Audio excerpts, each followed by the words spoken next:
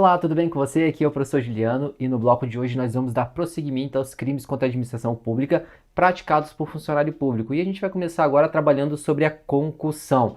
E é um tipo penal bastante importante a gente tomar um certo cuidado, porque ela sofreu, esse tipo penal sofreu uma alteração com o pacote anticrimes, ou seja, a Lei 13.964 de 2019 trouxe uma nova redação e a gente vai ver agora exatamente onde isso aconteceu. Vamos dar uma olhadinha então na redação que nós temos do artigo 316 do Código Penal. E olha o que a gente tem então, ó. Exigir para si ou para outrem, direta ou indiretamente, ainda que fora da função ou antes de assumi-la, mas em razão dela, vantagem indevida. Pena de reclusão de 2 a 12 anos e multa. E a redação dada pela Lei 13.964 de 2019. Então percebam o seguinte, no caso do crime de concussão, o pacote anticrime fez uma alteração não no preceito primário, ou seja, o preceito primário não muda, a conduta é a mesma, tudo igual. O que vai ser alterado vai ser a pena, e se você perceber bem, a pena que nós teremos agora vai de 2 a 12 anos. Sabe o que foi isso? Na realidade, existia, uma discussão bastante interessante, que era a diferença de penas que nós tínhamos da concussão com a corrupção passiva, né? A corrupção passiva já tinha essa pena de 2 a 12. Eu esqueci de cabeça agora quanto que era da concussão, mas era um pouco menor. E entendia-se aí que havia uma discrepância, né? Porque em tese, a concussão sendo mais grave, por ser uma exigência, deveria ter no mínimo uma pena igual. E o legislador, né, com o pacote anticrimes, veio a resolver esse problema, trazendo exatamente a mesma pena que a gente tem para a corrupção passiva. Na realidade, eu acho que as duas condutas elas não são tão iguais assim. E na minha humilde opinião, eu acho, né, eu que trabalhei com corrupção durante 2 anos e meio, eu acho que a corrupção passiva, na realidade, ela é até um pouco mais grave do que a concussão, e eu vou explicar no momento adequado essa diferença, tá? Mas hoje eu quero que você saiba o seguinte, tanto a concussão quanto a corrupção passiva hoje possuem a mesma pena, 2 a 12 anos, e isso é importante você tomar esse cuidado. Tranquilo? Bom, o que vem esse crime de concussão? Na realidade, esse crime de concussão, ele ocorre quando um funcionário público, ele exige, né, uma vantagem devida em razão do cargo que ele ocupa. Então aí eu tenho uma coação. Então eu vou exigir da vítima uma vantagem devida me valendo do meu cargo. Por exemplo, se eu chego, né, como delegado de Polícia Federal, exige uma vantagem de alguém, né, sob ameaça, né, no caso, sob ameaça não, mas sob a exigência de, por exemplo, causar um mal a essa pessoa, né? Uma instauração de inquérito policial indevida, enfim, eu tenho como característica da concussão, no caso, a existência aí do núcleo do tipo penal exigir. Só que antes da gente trabalhar isso, e é muito comum, né, quando a gente estuda esse tema, é comparar dois tipos penais, que seria a corrupção passiva com a concussão. Eu vou mais além do que isso, porque eu acredito que tem algumas questões que você precisa tomar um pouco mais de cuidado. Antes disso, eu queria trabalhar um outro ponto desse tipo penal, que não é o núcleo do tipo penal, ok? Vamos dar uma olhadinha aqui no que nós temos nesse seguinte trecho, ó. Ainda que fora da função ou antes de assumi-la. Ainda que fora da função ou antes de assumi-la. Tome muito cuidado, que isso é muito interessante, às vezes você não consegue perceber. Porque pode praticar concussão quem não é funcionário público. Como assim, professor? Alguém que não é funcionário público? Sim, neste caso você perceba bem que aí eu tenho a expressão fora da função ou antes de assumi-la. Pensamos então na primeira, né, que seria fora da função. Suponhamos eu, como delegado de polícia, peço uma licença, um afastamento para tratar de assuntos pessoais e venha somente a dar aula, ok? Então, neste caso, eu estou afastado do meu cargo.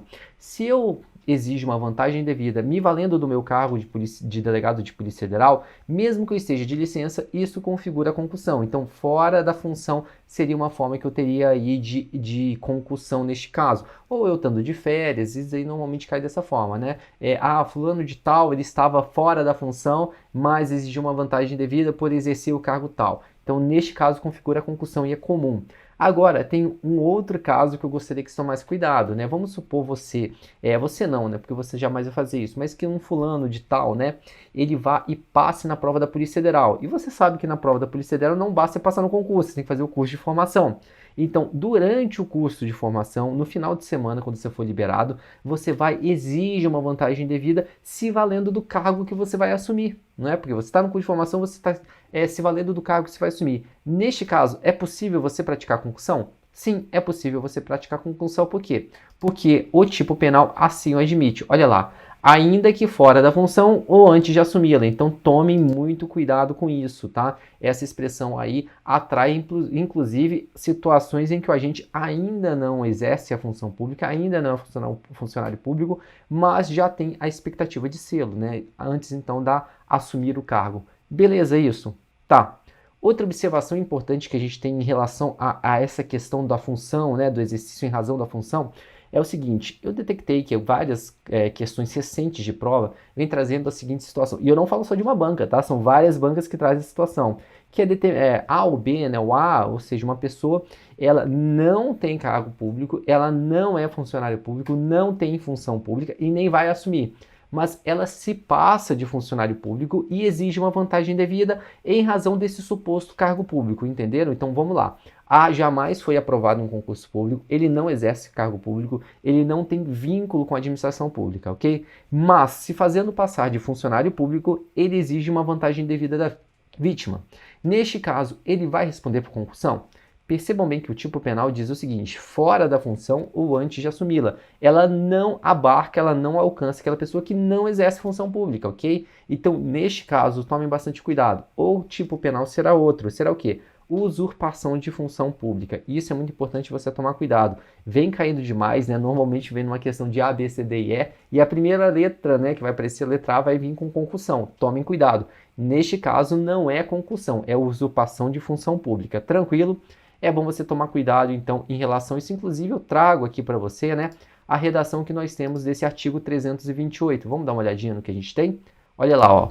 Usurpar o exercício de função pública, pena de detenção de 3 meses a 2 anos e multa. Mas, olha lá o parágrafo único. Se do fato o agente aufere vantagem, ou seja, se ele exige a vantagem devida, reclusão de 2 a 5 anos e multa, tá?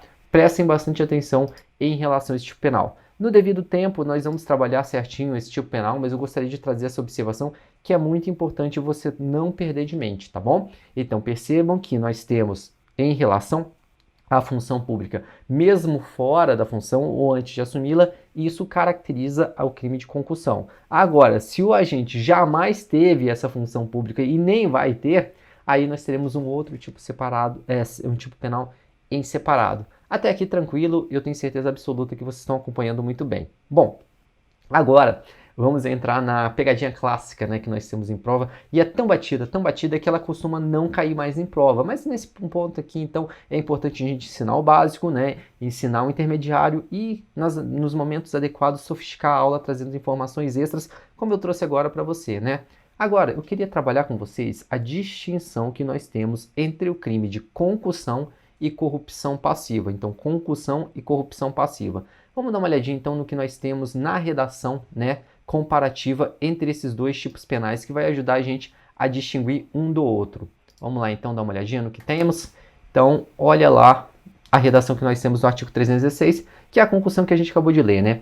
Exigir para si ou para outrem, direto ou indiretamente, ainda que fora da função ou antes de assumi-la, mas em razão dela, vantagem devida. Pena de reclusão de 2 a 12 anos e multa. Agora vamos olhar o que a gente tem na redação do artigo 317.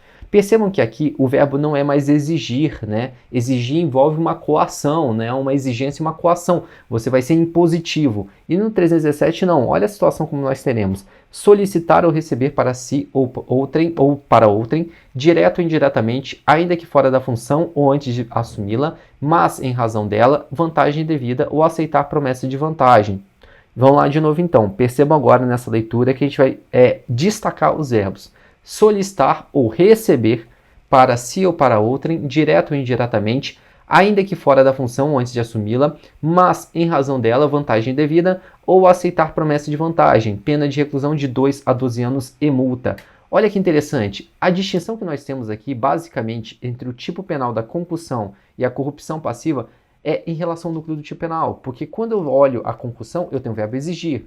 Agora, quando eu falo da corrupção passiva, eu tenho solicitar, receber e aceitar promessa. Vamos comparar aqueles dois tipos penais que são os núcleos dos tipos penais que são mais próximos, que é exigir e solicitar, né? Então percebam que quando eu exijo, eu emprego uma coerção maior, né? Eu exijo da pessoa. Agora, quando eu solicito, eu vou no sapatinho, eu só peço. É diferente de eu exigir, eu peço, solicitar é pedir. Então tomem bastante cuidado, atenham-se sempre ao verbo, porque se vier o verbo exigir, você automaticamente vai descartar, né, a corrupção passiva, porque a corrupção passiva é solicitar. Bom, eu queria até fazer um adendo agora, né, já que a gente fez essa comparação, que eu vou mostrar aqui primeiro o esqueminha para ficar bem claro para você, né, a distinção que nós temos entre corrupção passiva e concussão. Então perceba aqui que eu tenho como o quê?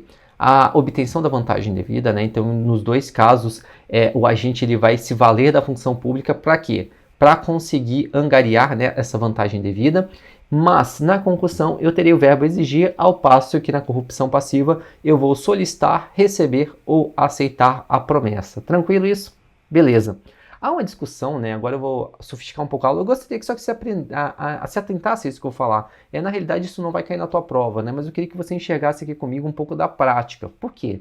Porque muito se diz que o crime de concussão é mais grave que a corrupção passiva. Eu vou te dizer que, na minha humilde opinião, né, do ponto de vista prático, não vejo dessa forma. Na minha opinião, a corrupção passiva, de certa forma, é mais grave. Por que eu digo isso? Perceba que na concussão eu tenho uma exigência, e quando eu faço uma exigência, meu amigo, não tem como você voltar atrás, porque você exigiu. Você exigiu a vítima e a vítima já sabe diretamente o que ela quer. Você é bem direto, bem incisivo, porque você fez uma exigência. Agora, quando eu penso na corrupção passiva, o negócio é um pouco diferente, porque a corrupção passiva, ela soa com uma forma mais, assim, sorrateira, digamos o seguinte, né? Por exemplo, eu peguei um caso uma vez que eu achei bastante interessante, que foi o seguinte, né? Eu não vou abrir muito o caso que é, mas para você entender a situação. Era uma obra pública, né? E tinha lá um fiscal de obra, né? Então era um funcionário público, fiscal de obra, e o empreiteiro chegou para ele e falou o seguinte: olha, eu preciso que você faça a medição, né? Porque eu preciso receber o dinheiro. Eu não sei se você sabe mais ou menos como isso funciona.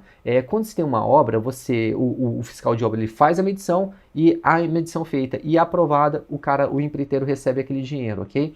Então vai fazendo, neste caso, nessa obra dessa forma. Ia fazer a medição, dava ok, o empreiteiro recebia, executava o pedaço da obra e assim dessa forma recebendo aos poucos. Teoricamente, né, pelo andar daquela investigação, o fiscal de obras estava segurando a obra de propósito. Ou seja, ele estava atrasando as medições, falando que estava doente, tirou férias, enfim. E daí o empreiteiro foi procurá-lo, falando o seguinte: olha, eu estou precisando de dinheiro. E tem uma coisa na mente, tá? Muitas das vezes esses empreiteiros são pessoas muito sérias, eles trabalham assim na ponta do lápis, né? Porque eles fazem um preço muito baixo, então ele conta que ele vai executar, mas vai receber esse dinheiro. Se você quebra o cronograma dele, você quebra a empresa, né? E você acaba fazendo com que ela não consiga terminar a obra. E na realidade, pelo direito administrativo que vocês conhecem, né, que a gente estuda, muitas das vezes a sanção é em cima do empreiteiro, né? Ele acaba quebrando. Então, às vezes a empreiteira, quando é pequena e ela trabalha assim muito na ponta do lápis, acontece ela sofrer esse tipo de situação. E o fiscal de obras, quando ele é mal intencionado, ele sabe disso. E ele acaba atrasando, e isso daí bota a empreiteira numa situação delicada. E daí, teoricamente, né, ao que eu entendi, esse fiscal de obra fez exatamente isso. A intenção dele era colocar a empreiteira numa sinuca de bico. E quando esse empreiteiro foi falar com ele, ele falou o seguinte: olha, você tem seus problemas, eu tenho os meus. Eu, inclusive, tenho um consórcio de um carro que eu estou precisando pagar ainda mais 50 mil, 15 mil reais. 15 mil reais. 15 mil reais para terminar esse meu consórcio. E daí o empreiteiro ouviu isso, ficou quieto, ele não estava esperando esse tipo de reação, não tinha gravado, foi embora, né, e procurou a Polícia Federal. E aí acabou esse inquérito caindo na minha mão. O que você acha que ele quis dizer com isso, né, o fiscal de obra? Na minha opinião, ele quis dizer o seguinte: olha, você tem seu problema, não é? Eu tenho o meu. Ajuda no meu que eu ajudo no seu. E por que eu, teoricamente, né, eu pelo menos, se eu tiver alguma dívida, alguma coisa do tipo, eu não vou sair contando para Deus e o mundo que eu tenho um consórcio que eu tenho que pagar de 15 mil reais. O que se deu a entender com isso? Que eles estavam o quê? Solicitando uma vantagem indevida. E nessa investigação a gente apurou que o cara tinha um consórcio e estava devendo estava devendo em torno de 15 mil reais mesmo. O que se dá nessa situação? Se o empreiteiro fosse mal intencionado também, ele falou o seguinte: não, tá resolvido. Agora, como o empreiteiro não falou nada, o que esse cara, né, esse fiscal de obra, quando eu fui ouvi-lo, disse para mim? Doutor, eu contei isso para todo mundo, eu tô em dívida. A minha vontade, né, era pegar a tela do monitor e dar no cara, porque o cara era um fingido, porque claro que ele queria, a intenção dele era jogar para ver se pescava. Então, neste caso, na minha opinião, a corrupção passiva é muito mais delicada do que uma concussão, porque na concussão você tem que exigir. Você chega já na voadora, digamos assim, você não consegue ser assim meio que... Já aconteceu casos assim de colegas comentarem que o advogado chegar para ele e falar o seguinte: ah, mas tem como resolver isso? Aí o cara falou assim: ó, eu vou te dar voz de prisão se você vier por esse papo. Aí o advogado falou: não, mas você entendeu errado, tô falando que ajudar é dentro do que se pode, tá, né, dar o prazo.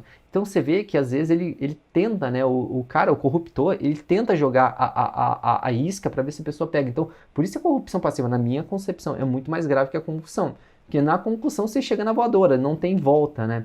Sabe onde eu vejo isso, né? E as minhas alunas vão falar isso com maior propriedade do que eu, é quando você toma aquela cantada, né? Aquela cantada ambígua. Porque se você vai e dá uma no cara, o cara vai virar pra você e vai falar assim, ai, mas você entendeu tudo errado, olha como você é grosseiro, ainda você sai como errado.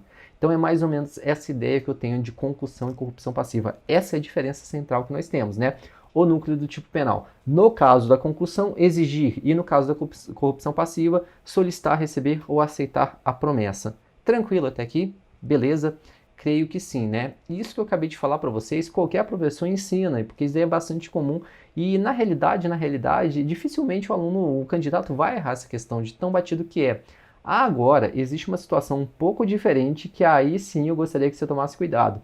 Olha a perguntinha que está no seu material aí, a dúvida que eu trouxe para vocês. Ó, o funcionário público que exigir, mediante violência ou grave ameaça, vantagem indevida em razão do cargo, comete o crime de concussão? E aí a gente vai se deparar com uma situação bastante interessante. Por quê?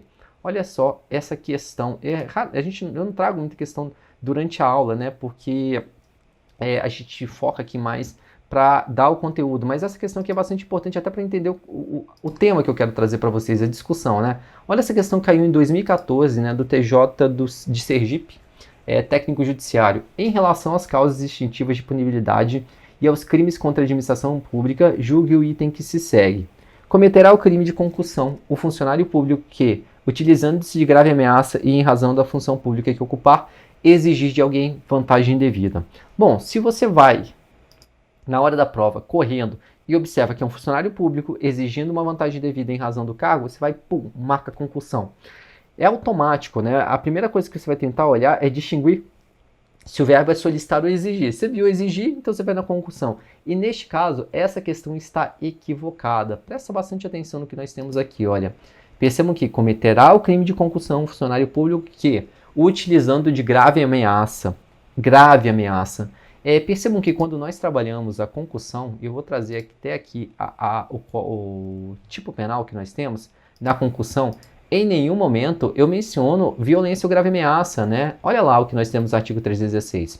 Exigir para si ou para outra, indireto ou indiretamente, ainda que fora da função ou antes de assumi-la, mas em razão dela, vantagem devida. Pena de reclusão de 2 a 12 anos e multa.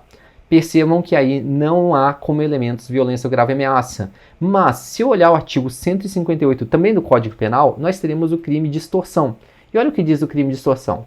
Constranger alguém mediante violência ou grave ameaça e com o intuito de obter para si ou para outra em vantagem devida econômica, a fazer tolerar que se faça ou deixar de fazer alguma coisa. Olha que interessante, percebam o seguinte, se você, mesmo sendo funcionário público, mesmo se valendo do cargo, exigir uma vantagem devida, empregando violência ou grave ameaça, esses elementos, violência ou grave ameaça, vai descaracterizar o crime funcional, ou seja, eu não terei um crime funcional, eu não terei concussão e terei, neste caso, o que eu chamo de extorsão. Presta bastante cuidado, tome bastante cuidado com isso, ok? Não basta na hora da prova você identificar o verbo exigir. Verifique se não vai ser essa pegadinha que caiu no CESP. Isso cai demais da conta quando os caras querem apertar mais você. Não basta olhar o verbo exigir. Verifique se no caso concreto não há violência ou grave ameaça, porque isso descaracteriza a concussão e torna o crime um crime de extorsão. Vou te dar um exemplo, né? Vamos supor você futuro PRF, você aborda um carro e chega para o condutor e fala o seguinte: ou você me dá R$1.000 ou vou te dar um tiro no joelho. Isso não é concussão, isso daí é extorsão, ok? Então percebam que eu tenho um grau de coerção, concorda comigo? Por exemplo, o menos coercitivo, né? Aquele que eu só solicito, corrupção passiva. Aquele que eu exijo, que eu tenho um grau maior de coerção, eu chamo de concussão. Agora, quando essa exigência vier com violência ou grave ameaça, eu terei, neste caso, uma extorsão. Tranquilo isso? Então, corrupção passiva, concussão e extorsão. Não posso esquecer a extorsão como uma situação em que o funcionário público exige, mas com violência ou grave ameaça. Tranquilo? Isso é muito importante vocês tomarem cuidado, tá? Isso daí costuma cair em provas quando o candidato, o examinador quer quebrar o candidato. Então, de novo ali, vamos dar uma olhada nessa questão aqui. Cometerá o crime de concussão o funcionário público que, utilizando-se de grave ameaça e em razão da função pública que ocupar, exigir de alguém vantagem devida. Então, o fato de haver grave ameaça descaracteriza o crime de concussão e nós teremos, no caso concreto, um crime de extorsão. Vamos dar uma olhada aqui então no esqueminha. Olha lá o que eu tenho na concussão. Exigir vantagem devida, né? Exigir vantagem devida em razão da função pública, né? Concussão. Agora, a extorsão sempre vai vir com o núcleo do tipo penal, que é exigir vantagem devida, associada à violência ou grave ameaça. Tranquilo isso? Bacana? Espero que você tenha conseguido entender isso muito bem, tá bom? Vamos prosseguir, então.